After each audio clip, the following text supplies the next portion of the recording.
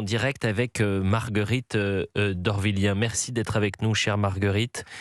Si les auditeurs ne se souviennent pas de votre prénom, je suis certain qu'ils se souviennent de votre acte de bravoure. C'était il y a quelques semaines dans un RER. Une jeune femme touriste brésilienne est agressée sexuellement par un individu en situation irrégulière. Et vous avez eu le courage d'intervenir et vous avez sauvé cette jeune femme. Vous l'avez sauvée du pire, même si elle était bien évidemment traumatisée. Vous avez été décoré par la région, si mes souvenirs sont bons. Je crois que vous avez reçu également l'Ordre du Mérite. Marguerite, bonjour, merci d'être en direct avec nous. Bonjour, merci d'avoir convié à ce moment. Alors Marguerite, pardonnez-moi de vous déranger, mais malheureusement la connexion est très complexe. On va essayer de vous rappeler. Vous m'entendez ou pas, Marguerite? Moi, je vous entends très Ah bien. là, je vous entends un tout petit peu mieux. Merci. D'accord. Comment allez-vous, chère Marguerite? Ben, ça va, je suis triste des nouvelles parce que j'ai suivi aussi l'actualité, donc j'ai l'impression que les choses ne s'arrangent pas du tout. Et cette tristesse, on la partage, si vous voulez. C'est une histoire sans fin. Et effectivement, les semaines passent et les faits de société se ressemblent. C'est-à-dire que vous avez permis et vous avez sauvé une jeune femme dans le RER, sauvée du pire et d'une agression sexuelle. Là, ce sont trois femmes, trois innocentes qui ont été attaquées au couteau par un individu qui est suspecté d'avoir commis ces faits-là, qui est présumé innocent, mais qui avait été condamné pour agression sexuelle.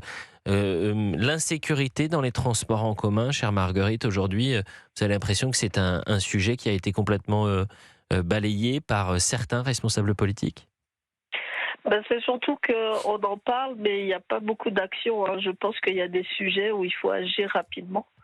Et malheureusement, c'est souvent les mêmes cas, hein, des personnes déjà arrêtées, qui sont déjà connues de la police, du système judiciaire, qui sont relâchés. Et à chaque fois qu'ils sont relâchés, ils vont de mal en pire, hein. Donc là, je pense qu'il faut vraiment trouver une solution rapidement parce que là, je pense que les discours ou les promesses, je pense que la France est vraiment dans une période de crise et l'action doit être menée rapidement parce que à partir du moment que quelqu'un met le pied dehors, il devient une cible potentielle pour toutes ces personnes qui n'ont rien à faire justement en liberté. Marguerite, si mes souvenirs sont bons, vous êtes directrice d'école? Oui, c'est ça. Je suis directrice de 4 établissements, de la maternelle jusqu'au lycée. Et cette insécurité d'ailleurs, est-ce que parfois les enfants vous en parlent? Est-ce qu'ils disent En Marguerite, fait, j'ai peur? Ou les parents peut-être échangent avec vous? Les collégiens, les lycéens, ils rentrent souvent seuls chez eux. Il n'y a pas les parents qui viennent les chercher. Est-ce que c'est des sujets que vous abordez à l'école?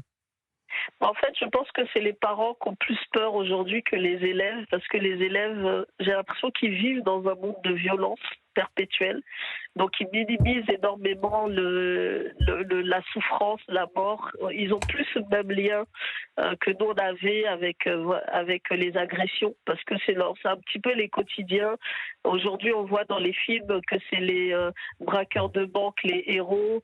On voit souvent c'est les criminels qui sont les héros. Dès qu'il se passe quelque chose, on appelle à la vengeance. C'est celui qui se venge, qui tue beaucoup plus de personnes.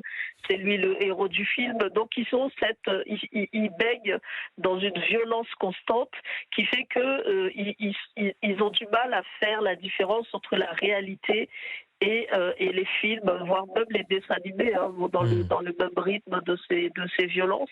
Donc les parents, eux, sont inquiets, mais je ne sens pas cette inquiétude Du côté envers des des enfants. collégiens, voilà, parce que pour eux, des fois ils rigolent même, et c'est triste, hein, parce que j'ai l'impression qu'ils sont vraiment dans un monde virtuel et on a du mal des fois à leur faire comprendre que c'est la réalité en fait, la mort n'est pas un jeu. Et c'est important de retrouver justement cette part de rationalité. Et quand on parle de la transmission, de l'éducation, de l'enseignement, là aussi, c'est par l'école qu'on peut retrouver certains principes. L'éducation, elle se fait à la maison et l'enseignement, l'instruction se fait bien sûr à l'école.